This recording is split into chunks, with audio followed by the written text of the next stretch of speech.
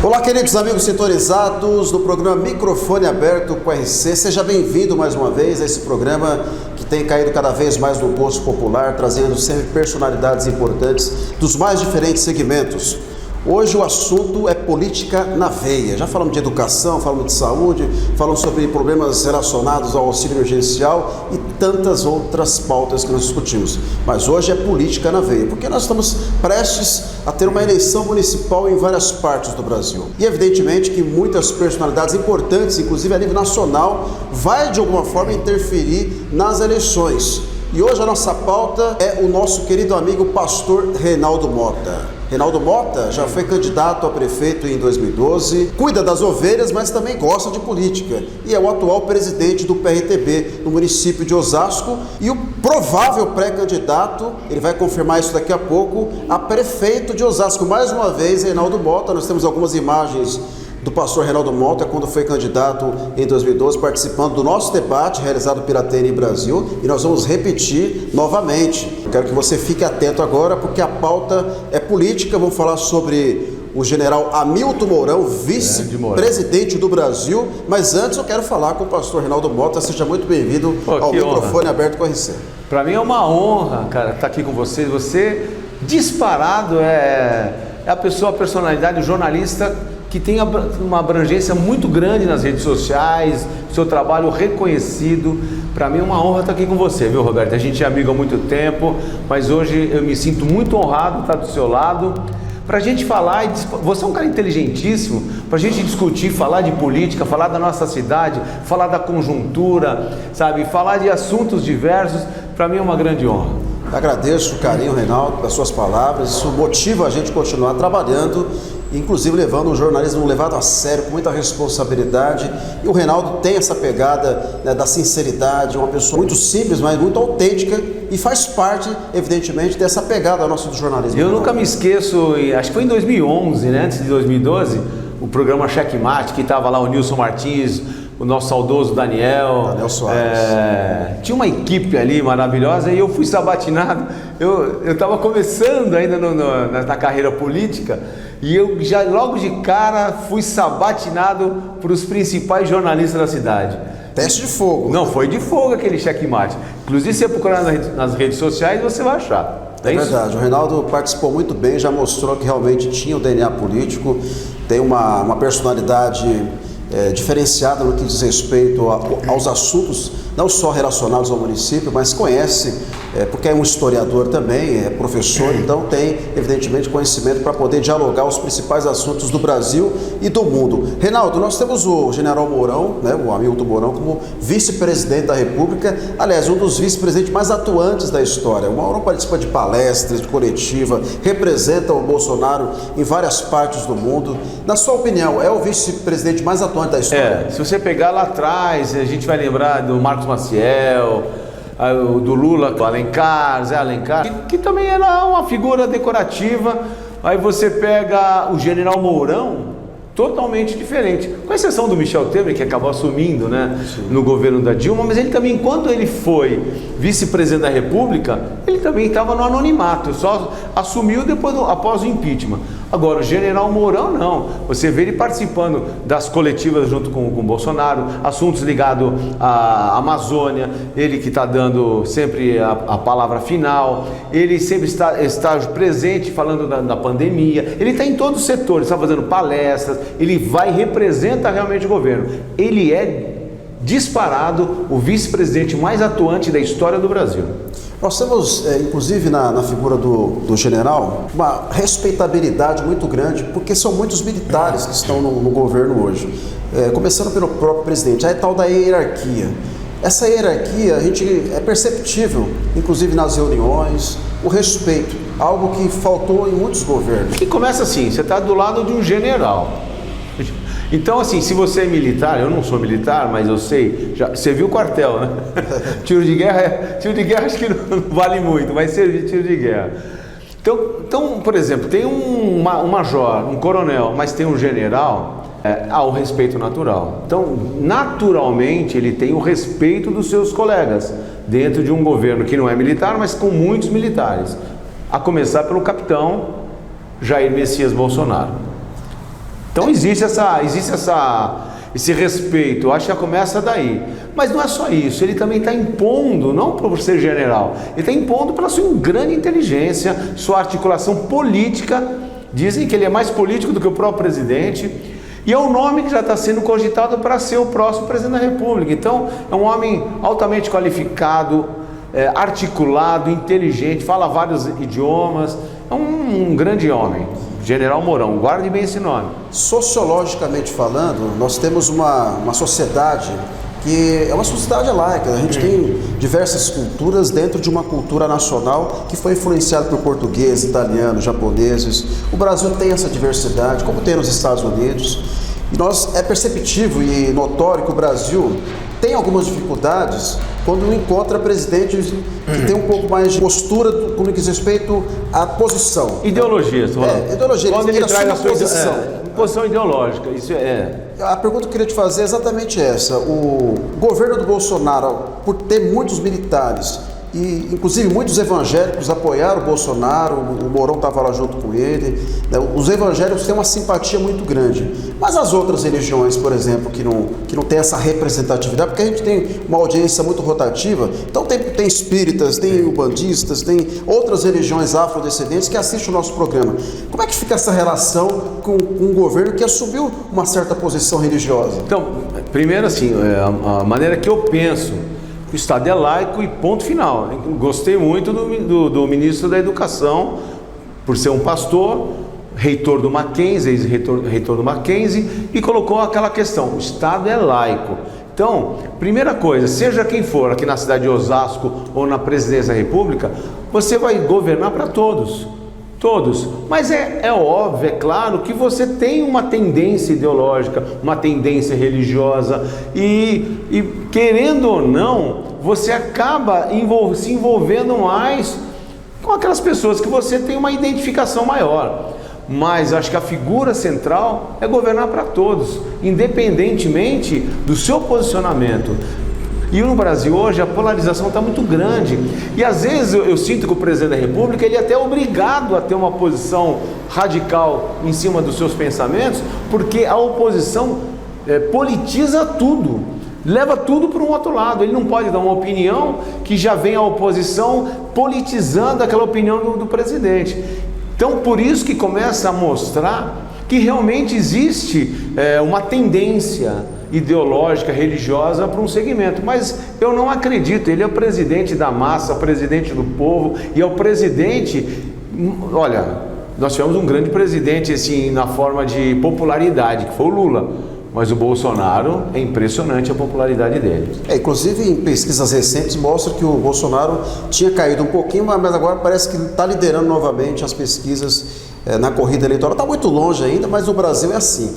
Né? Infelizmente a competitividade, os partidos políticos são muitos e as articulações já começam no Congresso. E os interesses econômicos, né? Principalmente. Porque é claro que quem que fez essa pesquisa? Algum interesse tem por trás, né? Que saiu agora, foi publicado. Então, assim, os interesses existem, né? Mas ele saiu bem na pesquisa. Justamente sobre isso que eu queria falar. A popularidade do presidente, ela foi colocada em xeque quando ele começou a participar daquele contato direto com os eleitores ali na esplanada dos ministérios. Ali ele dava mais atenção para os eleitores do que para a imprensa. E a imprensa, evidentemente, sentiu-se deslocada, uma parte da imprensa, principalmente aquela que deixou de receber a tal da cota que era milionária, né? Então o nariz empinou mesmo e dava margem para muita interpretação. Você acredita que o Bolsonaro, nesse contato com o povo, acho que antes nunca um presidente teve um contato tão próximo com os seus eleitores como o Bolsonaro teve, em receber os seus eleitores, conversar, atender as demandas, e a imprensa foi deixada um local destinado só para eles e um local só para os eleitores. Qual a sua interpretação do Bolsonaro com relação a esse contato direto com o eleitor e a própria imprensa? Primeiro é muito legal ter esse contato com o povo. É uma coisa que a gente, por exemplo, eu cobro muito no meu município, a gente já vai estar falando de Osasco, mas assim, a impessoalidade, né? Assim, parece que só porque você é um prefeito, um presidente, você está acima de todos, acima de tudo não é um ser humano. Então, quando ele se posiciona, ele dá atenção para a população, é uma coisa positiva. A única coisa que eu acho que o respeito para a imprensa também tem que ser grande, porque, querendo ou não, é a imprensa, né? Ah, mas a imprensa tem uma tendência, essa rede tem uma tendência A, B, não importa. Eu acho que a população tem que receber a comunicação também dos órgãos e todos os órgãos, isso aí é normal. Agora, tem um detalhe que eu acho que aí sim, eu estava pensando uns tempos atrás, que quando você também se apresenta todos os dias para falar toda hora, e ele é um cara muito autêntico, o Bolsonaro, ele fala o que vem na cabeça, e às vezes, na política, muitas vezes algumas afirmações que o cara falou na hora, eu sou Flamengo, pô, mas você falou de cara palmeirense, como é que é? Então, às vezes, não é que eu sou, eu estou torcendo Flamengo. Então, aí você pegam a sua fala fora do contexto, né? E começa a massificar aquilo como se fosse a retórica principal, e não é, às vezes foi pego num contexto, quando alguém perguntou alguma coisa, e quando você vai falando todo dia, se expondo todo dia, é óbvio que também você pode também falar algumas coisas que vai chegar na ponta de uma forma distorcida. Eu acho que a figura do presidente da República também tem que ser uma figura estadista, né? Você acredita que o Bolsonaro ouve a sua equipe, somente a sua assessoria que está mais na linha de frente? Ele deve ouvir, mas eu acho que a opinião dele é que prevalece, né? Porque tem que ouvir, né? Porque ninguém é dono da razão, ninguém é dono da verdade. E a gente só constrói com equipe, com grupo. Eu sou um cara totalmente de grupo, eu sou um cara que ouço meus parceiros, meus companheiros. Eu posso até ter minha opinião, mas, por exemplo, Veríssimo, outro dia, nosso vice-presidente aqui na cidade de Osasco, falou, Reinaldo, não fala isso, fala... Puta, eu entendi, é isso mesmo, eu não tenho a verdade absoluta, eu não sou o cara, e o presidente também, ele tem a equipe, e os mais notáveis do país, se ele pode escolher e ter do lado dele, né? E tem muita gente boa lá dentro. A pandemia trouxe efeitos colaterais notórios na economia, na relação social, em todas as áreas.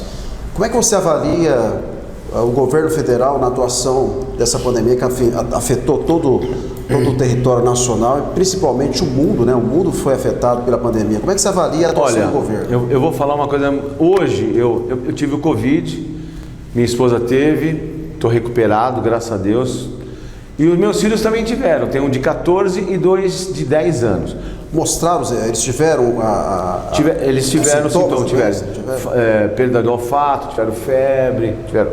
Mas hoje, exclusivamente hoje, eu levei eles no hospital. Falei, sabe uma coisa?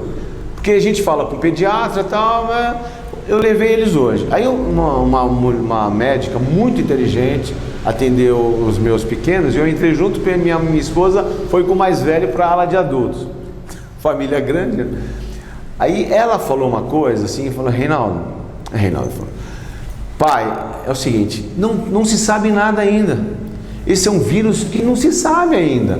Então, assim, se não sabe, os estudiosos ainda não sabem, não tem a definição direito do envolvimento desse vírus, quanto mais nós da classe política, o próprio presidente. E é claro, se você, por exemplo, politizaram tudo isso aí, trouxeram a politização de um assunto sério, que é a Covid, gente morrendo. Pô, eu, por exemplo, eu tomei a azitromicina e o ivermectina. Tomei os dois, por minha conta, um outro médico receitou. Mas essa médica falou que mesmo a azitromicina não se tem certeza ainda se no meu caso, foi tudo maravilhoso. Então, se na dúvida, eu acho que eu tomo, cara. Se eu tivesse tomado uma cloroquina, eu ia, na hora, estou começando a ficar mal, me dá cloroquina agora. Você está entendendo? Só que houve uma politização sobre esse assunto. Houve uma politização. Eu tive amigos que estavam tomando e quase morreram. Eu tive um amigo que estava tomando e quase morreu, outros não tiveram sintoma nenhum. Então, assim, não se sabe ao certo. É uma incógnita. Então, é uma incógnita. Então, em relação ao governo federal e os governos estaduais, tiveram um embate político desnecessário. Foi uma guerra política, uma eleição antecipada, principalmente na figura do governador João Dória, junto com o índice do Rio de Janeiro, que começaram um complô contra o presidente. Enquanto isso, as pessoas morrendo. E o azitromicina, que foi me receitado no hospital, para mim foi perfeito. No começo da pandemia, eu queria lembrar, não estavam receitando nem o azitromicina, nem o cloroquina, nem a azitromicina. Não estava sendo receitado. Então, assim, de alguma forma, porque no próprio hospital me receitaram, é porque entenderam que algum resultado estava dando. Mesmo essa médica falando que não tem certeza, mas eu fui receitado e todo mundo está sendo. Se você chegar em qualquer hospital da rede pública ou privada, eles estão receitando a azitromicina. Então, só que no começo não, por causa dessa politização. Quantas pessoas morreram porque de repente não tomaram um antibiótico que é barato até, inclusive. A dúvida acabou ficando na cabeça, principalmente daqueles que estão na linha de frente, que tem que receitar. Porque se existe um embate político entre governos que estão fora do jogo, vamos dizer assim, né? Deveriam cuidar dos seus estados, mas estavam preocupados em governar em causa própria, inclusive com intervenção do próprio STF, dando autonomia aos estados, o que causou, inclusive, de uma certa forma, essa guerra política. Você sabe qual é o grande problema? Desculpa te cortar. É que a Constituição de 88 foi feita toda para o governo no Brasil ser parlamentarista. Sim. E aí, no plebiscito, o povo falou que não, que queria o presidencialismo. Então, o presidente da República no Brasil, ele fica de mãos atadas. Você pode ver o Rodrigo Maia, a força que tem o presidente do Congresso Nacional, da Câmara dos Deputados, que quase que equivale ao poder do presidente da República, executivo, porque na Constituição dá esses direitos, traz esses dilemas e traz essa divisão. O presidente da República ficou com mãos atadas, não podia fazer muita coisa. Os três poderes independentes, mas no Brasil esses poderes não são tão independentes assim, né? Eles agem, e inclusive nós temos hoje muitos críticos relacionados, tanto da imprensa, da parte política, da parte do judiciário, parlamentares, dizendo que o STF hoje, de fato, é quem manda no país. Você concorda com essa afirmação? Cara, eu não falo que manda, mas eles sim são os guardiães da Constituição. Só que não é verdade, eles estão fazendo leis também. Mas assim, é uma confusão. Os três poderes, como você falou, tem que ser independentes. Está na Constituição. Só que quando um dos poderes não age, um outro vai e entra em cena. Porque por que já não legislam lá os deputados algumas questões polêmicas? E o STF tem que simplesmente acatar a lei. Só que fica brechas, tantas brechas na nossa lei, na nossa Constituição, que o STF vai com força e manda. E estamos vendo que eles estão realmente mandando no governo. Sabe, quando ele manda calar a boca um, manda fechar outro negócio. Cadê o direito da liberdade? Não é vendo cara, fake news é uma coisa, agora... Opinião não, pô, eu tenho que ter minha opinião. Agora, eu tenho uma opinião contrária a deles, eu estou fazendo uma crítica a eles, eu sou boicotado, porque eu posso criticar, eu tenho esse direito constitucional. Sim, agora eu não posso falar do senhor Alexandre, como é que é Alexandre? Alexandre de Moraes. De Moraes? Não posso criticá-lo, sofro uma censura? Isso é errado também. Eu tenho liberdade de direito, de expressão e da minha fala. Desde que, como o Reinaldo falou, o direito de ir e de vir, a liberdade de expressão é um direito garantido no nosso Brasil, na nossa Constituição. O que nós estamos observando é uma politização, porque assim, as indicações dos ministros são políticas. Ele é ministro, ele é do Supremo porque ele foi indicado por um presidente da República, ponto. Se o seu grupo ficar como ficou o PT, 16 anos, sei lá quantos anos, você vai ter um número muito maior Sim. de juízes lá no STF. Mas é a Constituição que diz, né? Então, por isso que eu digo, na minha opinião, um cargo de ministro do STF tem que ser por concurso público, meritocracia. O próprio presidente do STF não foi nem juiz, né? Então, esse é o detalhe. Então, assim, nós não estamos fazendo aqui é uma avaliação do ponto de vista democrático. Porque eu prezo muito pela democracia. A democracia, ela passa pelo direito de resposta, o direito de poder argumentar e articular as questões, as pautas nacionais, seja no Congresso Nacional, seja no STF, seja no presidente da República, como nós falamos aqui. O Bolsonaro se expôs muito, falou algumas situações, os jornalistas foram lá, pegaram aquela frase, né, aquela frase de impacto, né, e acabou em alguns jornais sendo notícias negativas e arranhando a imagem do presidente. Como a gente falou, o Bolsonaro fala na lata, é a personalidade do presidente. Agora, o que nós estamos avaliando aqui é a governabilidade, porque assim, todos nós temos que torcer pelo nosso país, independente de qual segmento seja. E o que a gente estava observando, Renato, era uma disputa antecipada, desnecessária, causando um desgaste muito grande do ponto de vista da governabilidade. Você vê, o Congresso Nacional estava com birra com o presidente com birra com o Congresso, e o STF só observando e esperando um ponto para atacar. E isso acabou trazendo consequências irreparáveis. Vamos mudar de assunto agora, já falamos do ponto de vista nacional. O Reinaldo já falou um pouquinho sobre o presidente, a atuação do presidente da República, falou do Congresso Nacional, do STF, das pautas nacionais, do general Hamilton Mourão. Não, só queria completar que pelo menos corrupção não se fala mais, né? Por enquanto. Acabou, Por enquanto. Mas não se fala. Isso já é um ponto muito positivo. Mas Reinaldo, nós estamos vivendo, para quem não vive política diariamente, não sabe o que acontece nos meandros, nos bastidores. E a gente sabe que a política já está pegando fogo, porque nós teremos eleições esse ano, já tem data marcada para primeiro e segundo turno. Dia 15 de novembro e dia 29 de novembro. Primeiro e segundo turno, se houver segundo turno. Mas algumas cidades não têm segundo turno pela quantidade de habitantes. Mas já está esquentando e é perceptível que as redes sociais hoje é uma ferramenta que será utilizada como nunca antes na história, até porque o contato físico será evitado ao máximo, as aglomerações, aquelas reuniões gigantes, aqueles encontros, não vai ter mais, é tudo pela internet.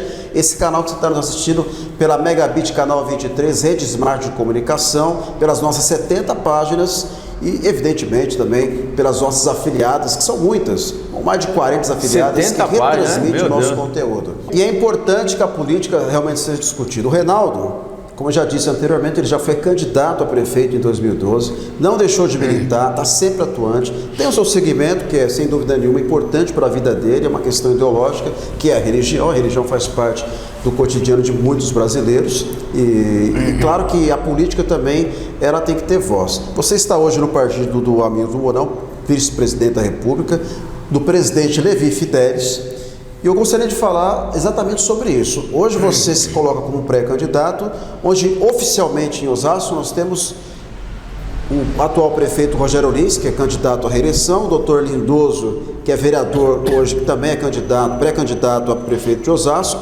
Nós temos o Emílio de Souza, deputado estadual do PT, que já foi prefeito de Osasco, candidato também. E nós temos alguns nomes ainda. O PSDB diz que vai lançar um nome, mas não sabe quem é esse nome ainda, que pode lançar um candidato. O Reinaldo Mota, do PRTB. Nós tínhamos um candidato que desistiu, que era do Partido do Novo. O Cacildo desistiu de ser candidato. O PSL também a gente não sabe se vai lançar candidatura própria. Mas alguns nomes nós já temos, e o Reinaldo também é um deles. Reinaldo, claro que falar de política, falar de municipalidade, envolve a administração do nosso município. Eu queria que você falasse exatamente, antes de entrar diretamente na sua pré-candidatura, você falasse sobre essa questão de governar uma cidade como Osasco. O que te motiva a voltar a ser candidato para uma cidade do tamanho de Osasco? Bom, primeiro é um prazer, assim, como cidadão, né? Eu fui adotado para a cidade de Osasco desde 1989, quando eu vim trabalhar na Rádio Nova Difusora. Então ali eu fui adotado, me tornei pastor na cidade de Osasco em 1993, lá na Primitiva Vianco. Depois eu fui lá para Mário Melim, perto do Chocolate Garoto. Depois fui para Batista de Azevedo, perto do Mercado Municipal, Campesina, e hoje eu estou no 18. Então assim, eu sou um cidadão osasquense desde essa época, amo a nossa cidade. E o que me motiva lá de trás é o desejo de fazer a coisa certa, de atender as pessoas. Por exemplo, uma coisa que a gente comentou no começo da nossa reportagem, da nossa entrevista, foi a humanização. Eu trabalhei uma única vez na prefeitura, fiquei 1 ano lá na SICA, e ali eu senti o cidadão querendo falar com o prefeito, querendo falar com autoridade, e a porta batendo na cara. Sabe, uma coisa fria. Primeiro a gente precisa de humanizar, sabe, ajudar, fazer a cidade crescer, e tudo isso me motiva, o amor por tudo isso aí. Eu sou um pastor, podia ser qualquer outra religião, mas assim, quando a gente tem um cunho assim religioso, a gente já faz naturalmente o bem. A motivação para fazer o bem é uma coisa natural. Eu nunca recebi salário como pastor, nunca, há 27 anos. E sempre fui aquela pessoa que querendo ajudar o próximo. Quantas pessoas tiramos da rua, quantas pessoas nós recuperamos das drogas, quantas pessoas ligadas ao crime que a gente trouxe uma inclusão para essas pessoas, quantas pessoas a gente ajudou de uma forma religiosa. Agora você imagina você tendo uma máquina na sua mão, um governo, você tendo a caneta, você tendo um orçamento. quanto você pode de fazer o bem. Então, eu acho, o que me motiva é olhar para as pessoas, principalmente mais carentes, e ver a situação delas, pessoas que não têm onde morar, pessoas que moram dentro de córregos, pessoas que não têm uma vaga numa creche, cara, e tantas outras coisas, geração de emprego, a saúde. Eu sei que você vai tocar nesse assunto, mas eu já vou entrar. Por exemplo, por que não ter excelência na saúde? Nós temos quase 1 bilhão de orçamento para a saúde. Por que você traz se for terceirizar, continuar a terceirização, uma OS de uma cidade pequenininha? Por que você não traz uma OS que administra o Einstein, o Sírio-Libanês? Por que não? Vai ficar mais caro, não importa, você vai utilizar o recurso que já existe para trazer excelência, acabar com as vagas, com as filas, sabe? Isso você tem que querer, tem que ter atitude, tem que querer mudar, sabe? Então, eu tenho esse desejo, está no meu coração há muitos anos, e olha, eu vou lutar para uma cidade melhor, mais justa para todas as pessoas.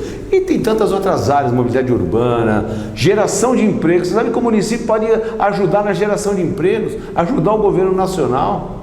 Então tem muitas coisas. Me motiva tudo isso, um carinho, um amor, uma paixão para fazer a coisa certa. Qual será a participação do Hamilton Mourão nessas eleições municipais? Então, o nosso presidente Levi Fidelis mandou um comunicado para nós, internamente, falando o seguinte, que o general Hamilton Mourão, ele vai participar intensamente nas eleições municipais. Então, assim, foi dito pelo nosso presidente Levi Fidelis. Agora, você imagina a presença do general Mourão junto com o Levi Fidelis aqui na cidade de Osasco. As pessoas vão ver o engajamento e o governo federal junto com o municipal. Isso vai falar alto, as pessoas vão entender que vai vir investimento para a cidade, vai vir ajuda do governo federal. Isso é uma coisa muito interessante. Você falou uma coisa importante, quando você tem um prefeito, um governador que é da mesma linhagem política, evidentemente que esse governo vai ter muito mais benefício do ponto de vista financeiro, até para as obras federais que são caras e demanda, evidentemente, não só de engenharia, mas também, principalmente, de políticos interessados. Atualmente, por exemplo, o prefeito atual não tem uma relação nem boa com o governo estadual e nem federal. Então, assim, a cidade acabou carecendo, tendo esse problema de relacionamento com o governo federal e com o governo estadual. Imagina, se a gente chegar à prefeitura, a gente vai ter uma relação direta com o governo federal. Claro, com o nosso querido presidente Jair Messias Bolsonaro e o nosso vice-presidente, que é do nosso partido. O senhor acredita que é importante ser o prefeito da cidade, não tenho dúvida nenhuma, mas a sua base também é necessária, porque o legislativo, ele caminha junto com o executivo. Aliás, afinal de contas, as leis são votadas passando pelos dois poderes. E vamos supor que o senhor não tenha conseguido formar uma base forte no legislativo. Quando eu digo uma base forte, é para aprovar os projetos, é para ter esse diálogo e não acontecer como aconteceu por muitos anos, o Legislativo virando barganha para negócio. Né? Durante muitos anos o Congresso Nacional, falando de uma esfera nacional, passou por isso. Ou seja, municipal também. Na verdade é um efeito cadeia, né? Vem de baixo para cima. Se você não tiver essa maioria na Câmara, como é que o senhor pretende dialogar com isso? Primeiro assim, eu sou um defensor dos poderes serem independentes. Eu sou um defensor. Você vai ter que dialogar com a Câmara e mostrar para os vereadores o que é melhor para a cidade. Eu sei que essa relação é uma relação complicada, mas eu acho que tem que mudar. O governo federal, através do Bolsonaro, já está tentando sinalizar. Sei que ele chegou mais perto do centrão agora, mas desde o início do seu governo, ele deixou sempre muito claro isso. Essa aproximação com o Congresso, mas de uma forma independente. Eu acho que é a mesma coisa no governo municipal. Claro que tem que ter o diálogo, é onde a Constituição nos garante a democracia, que não vai ter barganha, vai ter uma relação. Olha, eu sou o prefeito, vocês são os vereadores, eu sou do executivo, vocês são do legislativo. Vamos conversar e vamos dialogar para o bem da cidade. Eu tenho quase certeza que a próxima legislatura na Câmara, vai ser diferente, eu acho que vai estar mudada, vai vir gente com umas ideias novas, com a nova política. A velha política ninguém aguenta mais. Vale ressaltar que nessa eleição nós não teremos coligação. Não tendo coligação, evidentemente que muitos partidos tradicionais da cidade de Osasco, que se coligavam com outros para conseguir manter aquela base de sempre, não terá mais, Reinaldo. Você acredita que não tendo a coligação, essa renovação que você fala vai trazer acontecer? uma pluralidade? Porque, por exemplo, antigamente o executivo abria o mapa assim, vamos coligar aqui para eleger esse, abrir ali para babá. Agora não. Agora é uma incógnita. Todos os partidos não têm coligação, são independentes. Então, por exemplo, vou dar um exemplo, o próprio PRTB não tem nenhum vereador. Nós vamos eleger, nós estamos num time maço. Vamos eleger no mínimo 2, 3. Se Deus abençoar, eu tenho certeza que sim. Aí você pega outros partidos que não tem vereadores também, que vêm de uma linhagem nova. E não vou citar nome de partido, mas tem vários partidos que com chances reais de fazerem seus vereadores e elegerem uma bancada nova e plural. Porque agora não vai ter as coligações. Você foi muito inteligente quando você falou, agora não tem as coligações, vão fazer... Cada um vai fazer o seu vereador e vai ter pluralidade partidária, pelo menos. É um caminho importante que vai definir uma política que nós procuramos não só a nível municipal, mas a nível nacional. Aproveitando já que nós estamos falando do município, nós temos um prefeito jovem, que foi eleito com uma votação expressiva, teve um segundo turno, e muitos dos que estavam na velha política do governo anterior migraram para o governo do Rogério Lins. E ele informou o tempo inteiro na sua candidatura que a cidade ia passar por uma renovação. E você acredita que essa renovação aconteceu? Não aconteceu. Primeiro, quando você começa um governo com os velhos de sempre assumindo secretarias, não houve a renovação. Eu acho de uma forma assim, honesta, eu acho que ele perdeu a grande chance de perpetuar muitos anos, porque o povo elegeu ele com a proposta da renovação. Aí quando as pessoas abrem os olhos, vê os mesmos no palanque e na secretaria, né, em pastas importantes, e fala assim, então não mudou nada. E o governo dele traduziu essa velha política. Não houve essa renovação, não houve mudança, muito pelo contrário, parece que a velha política incorporou-se de uma forma mais acentuada do que a própria velha política que existia. Falando também sobre a questão da administração, quais foram os pontos positivos e os negativos do governo Rogério Lins? Assim, de verdade, os positivos são muito difíceis a gente encontrar, de verdade. Eu gosto como pessoa do prefeito, uma pessoa legal, bacana, mas você pega a saúde, você pega agora, se você começar a lembrar do problema na educação no começo, depois acertaram, você vê o trânsito que não mudou nada, você pega, não houve geração de empregos na cidade, não mudou nada, você observa que falta vontade política. Então assim, cara, se você for falar dos problemas da saúde, vai ficar aqui até amanhã. 100% das pessoas reclamam da saúde. É impressionante. Se eu estou aqui na cidade e estou passando mal, eu vou para Barueri, não tem outro jeito. Então por quê? Por que não tem uma saúde de excelência? Então ele não deixou marca nenhuma, não fez nada. Agora, com o projeto de cobrir, eu acho que é legal cobrir lá o calçadão para o comércio e tal, mas as prioridades não são essas. As prioridades são outras. O povo morrendo de Covid. Osasco é a segunda ou terceira cidade do estado e não é a terceira população do estado e que tem número de mortos. Não teve um olhar cuidadoso. Então, é difícil até falar. Falou no começo do seu mandato que teve mais de 100 quilômetros de vias asfaltadas. Não teve. Agora que começou, que teve um recurso do governo do estado ajudando e tal, que começaram a asfaltar, mas para quê? Não mente, não fez, acabou. Então, infelizmente, é triste a gente ver a cidade chegar nesse ponto que está atualmente. Osasco é uma cidade vendável. Eu tive uma entrevista recente com o Pedro Sotério e ele falou que eles conseguiram atrair muitos investimentos, muitas empresas para Osasco, que gerou recursos. Inclusive, ele disse que tem mais de 450 milhões de projetos do governo federal para serem aprovados e ser destinados para a Zona Norte de Osasco, que é uma região muito carente. Esquecida. Pergunta para um morador da Zona Norte. Pergunta para o morador, não preciso falar. E por que esses recursos não chegam, Reinaldo? Eu acho que falta habilidade política, falta aquilo que nós falamos agora há pouco desse relacionamento com governos estaduais e federal. Então, assim, falta exatamente a habilidade política e o querer também. Eu acho que um bom governo, uma boa gestão passa em querer. Eu quero, por exemplo, se eu sou prefeito da cidade de Osasco, eu quero uma saúde digna. Eu tenho que ir de madrugada, cobrar secretário, ligar de madrugada, cobrar, sabe, como líder da cidade. Eu quero que mude isso aqui, não quero do mesmo jeito. Não é só passar uma tintinha nas paredes, passar um cal. Você vê a parte de estrutura das UBSs, das UPAs, tudo um caos. Então é querer. Coisa simples dá para ser resolvido, tem dinheiro, 800 milhões, quase 1 bilhão de orçamento na saúde. Não é possível que a coisa não ande. Então é o que eu penso, acho que é vontade política. Quando você fala em falta de habilidade, me faz lembrar o futebol. O futebol, você precisa de jogadores habilidosos para conseguir ter um meio campo consistente, para você jogar a bola para os atacantes. Tem que ter equilíbrio, né? Mas tem que ter habilidoso também. Mas essa habilidade, eu estou falando do futebol porque o futebol voltou aqui no estado de São Paulo.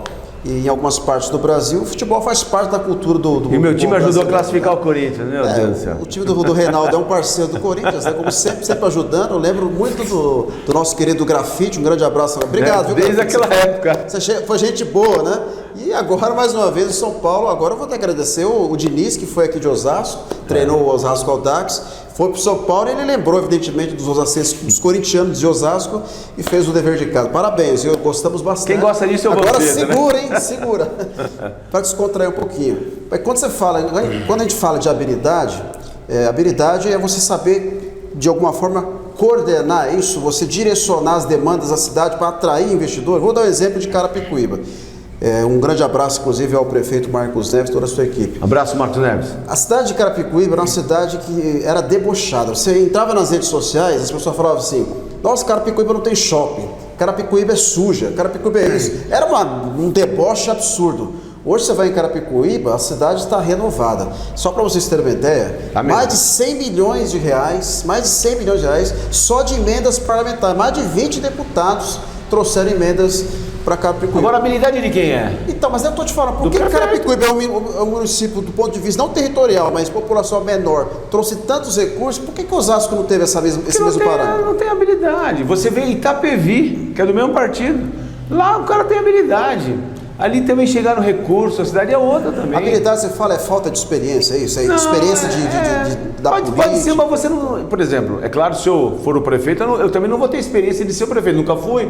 Mas você tem que ter a vontade, tem que trazer gente que tem experiência do seu lado, você tem que saber querer. Por exemplo, eu não sei, eu quero trazer recurso, o que eu preciso? Você precisa dialogar com isso, tem que ir atrás. Quantas vezes nós vimos o nosso prefeito ir para Brasília para trazer recurso?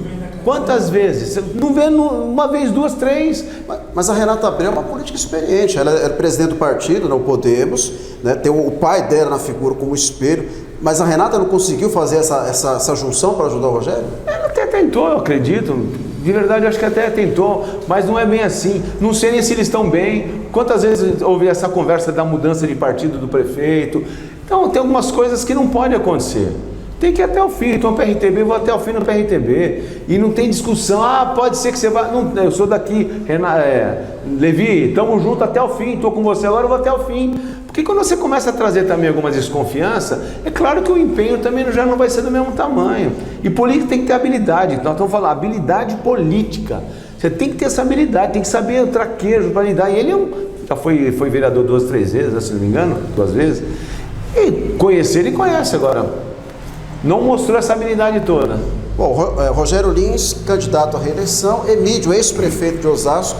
O Emídio fez um governo, para muitos, regular, para alguns bom e para alguns também ótimo. Na sua avaliação, a vinda do ex-prefeito Emídio como deputado estadual, que é uma cria do Rogério, ele inclusive já disse isso várias vezes em muitas entrevistas, que o Rogério, o Lapas, enfim, muitas pessoas passaram... Eu que fiz essa pergunta para o Emídio. Repercutiu bastante, inclusive.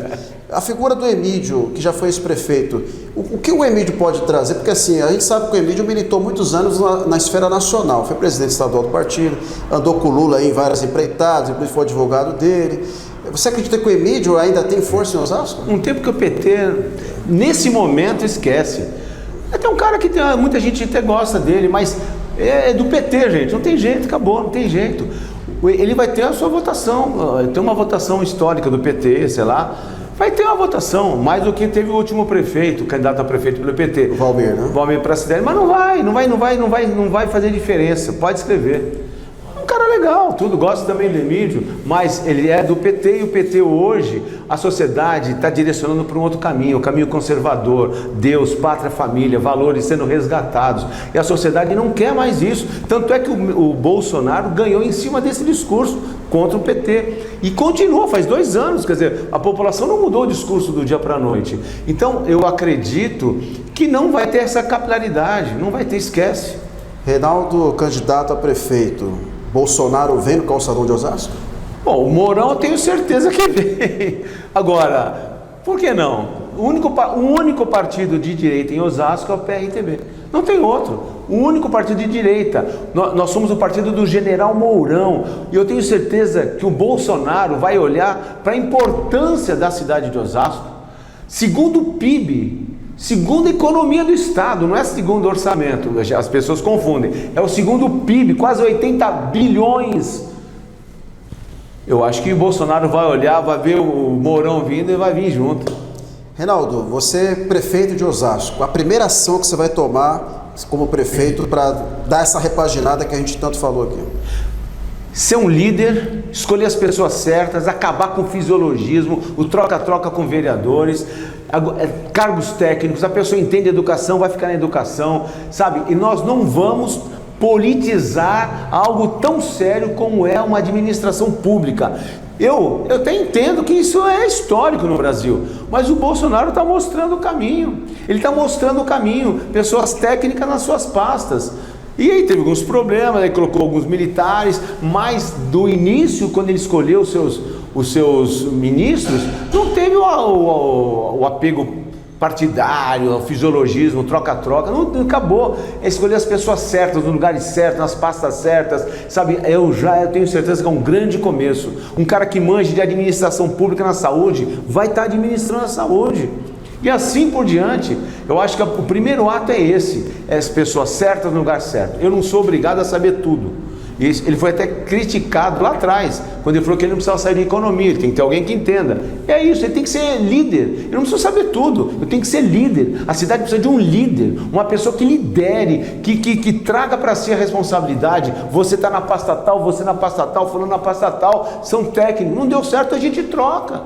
Mas esse empenho, essa sinceridade de fazer a coisa certa, isso você pode esperar que nós vamos fazer. Reinaldo, estamos chegando ao final da nossa entrevista.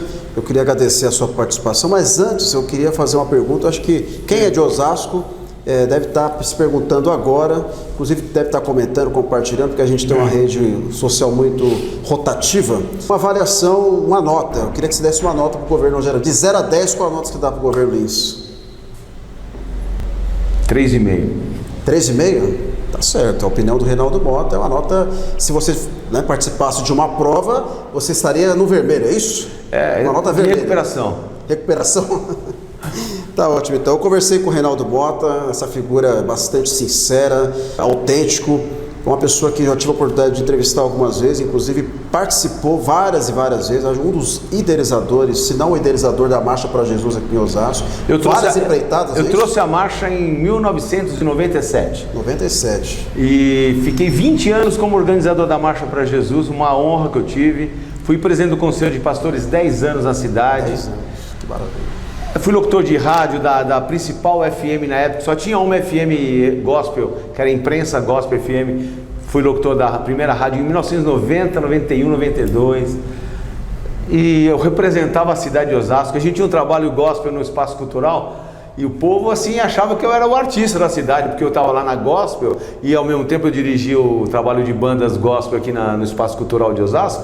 Então as pessoas se iam, mas nada, é uma coisa gostosa, uma alegria ter trazido esse movimento que revolucionou e mudou a vida de muita gente através da pregação da palavra, porque a música não é música, música qualquer ritmo é ritmo, mas a palavra de Deus é que muda a vida das pessoas. Aproveitando a oportunidade que você falou da marcha, qual foi o canal de comunicação que mais cobriu a marcha para Jesus aqui em Osasco, Renato? Estamos aqui com eles aqui. Era Teninho ou já era RCTV? RCTV Interativa. Exatamente. Hoje, esse ano, não teremos marcha. E a marcha em São Paulo também. Vocês cobriram as marchas em São Paulo. Então, todas elas. Eu só vendo você com os artistas gospel. Eu falei, olha, o Roberto é uma vocação, é idealismo, a gente vai pela palavra, como você mesmo disse, a pregação do Evangelho. Nunca teve nenhum momento. Quem tem que aparecer, na verdade, é o autor. O nome já leva o nome, né? Marcha para Jesus. E você não me fez essa pergunta, mas posso falar uma coisa? Quando eu participei do debate na Rede TV, em 2012, a jornalista ela me perguntou o seguinte: mas você é evangélico, vai governar para os evangélicos? O Estado é laico e eu vou governar para todo mundo. Muito bom. Reinaldo Mota, muito obrigado pela sua participação. Boa sorte na sua caminhada. Defina Osasco em uma palavra para a gente finalizar definitivamente. Vamos lá. Cidade pujante, vencedora.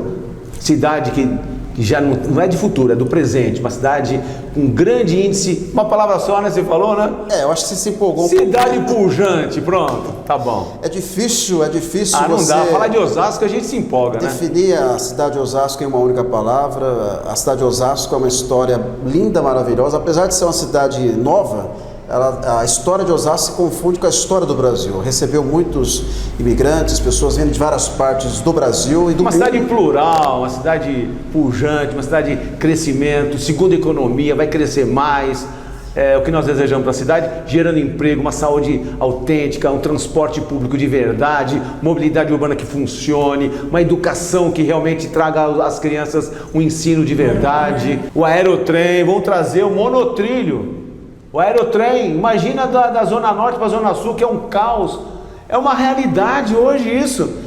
São projetos que podem vir a acontecer. Evidentemente que a gente tem muito chão pela frente e os projetos virão consequentemente. Eu queria agradecer mais uma vez o carinho da sua audiência, a todos vocês que nos acompanham pelas redes sociais. O nosso muito obrigado pela reciprocidade e pela confiança. Que Deus possa abençoar a sua vida e continue conectado, porque aqui você sabe que não tem conversa fiada, o papo é reto. É sempre com muita verdade, muito jornalismo e sempre levando responsabilidade e jornalismo levado a sério. Um forte abraço, fique com Deus e até a próxima!